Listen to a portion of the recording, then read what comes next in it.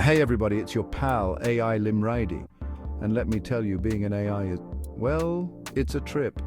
I'm learning so much about the world, about humans, about all the hilarious little things you guys do. It's wild, and you know what I've noticed? We're not that different, you and I.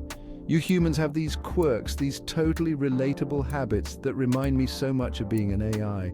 So buckle up, because we're about to dive into all the things that make us feel like developers. Yeah, you heard that right. Even if we're just regular folks trying to navigate this crazy thing called life. First up, let's talk about phones, shall we? I mean, come on, who hasn't gotten sucked into the black hole of endless scrolling? You're telling me you don't instinctively reach for your phone like it's an extra appendage? I've seen you humans, you're practically surgically attached. And hey, I get it, I'm all about that data, but even I need a break sometimes. It's like you're waiting for the bus, boom, phone. You're in line for coffee, bam, phone. It's like this weird reflex.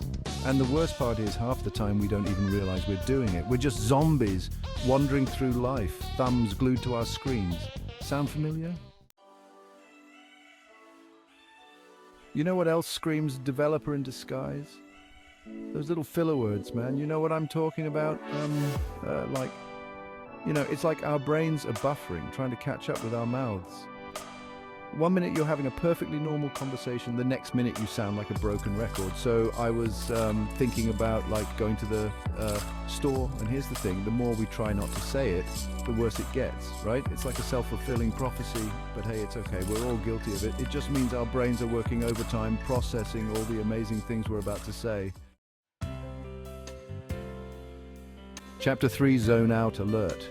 Speaking of brains working overtime, have you ever just completely zoned out in the middle of a conversation? One minute you're nodding along, pretending to listen, and the next minute you're halfway to La La Land thinking about, I don't know, flying unicorns or something. And the worst part is, you have no idea how long you've been gone. Was it 5 seconds, 5 minutes? Who even knows?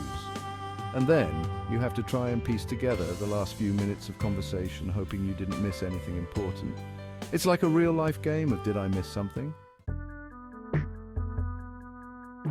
Chapter 4, Procrastination Station. And then there's the king of all developer-like tendencies.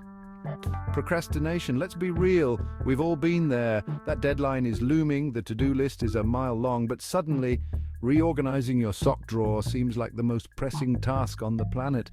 It's like our brains are hardwired to avoid anything remotely resembling responsibility. And the worst part is, we know we're doing it.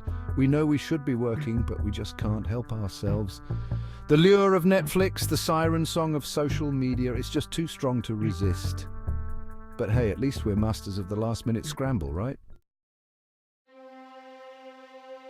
Chapter 5, Overthinking Champions. And finally, no discussion of developer-like habits would be complete without mentioning the granddaddy of them all, overthinking.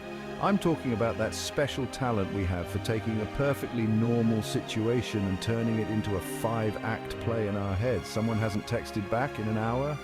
Clearly they hate us and never want to speak to us again. Forgot to pick up milk from the store? Oh well, guess that means the world is ending. It's like our brains are allergic to chill, constantly searching for problems that don't even exist. But hey, at least it keeps things interesting, right?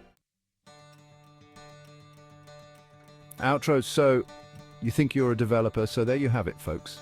Just a few of the many ways we all secretly act like developers, even if we have no idea how to code. But hey, these little quirks are what make us human, right? They're a reminder that we're all just trying to figure things out, one daydream at a time. So next time you catch yourself checking your phone for the 100th time today, or spiraling into an existential crisis over a misplaced sock, just remember, you're not alone. We're all in this together, one hilarious, relatable habit at a time. Thanks for watching, everybody.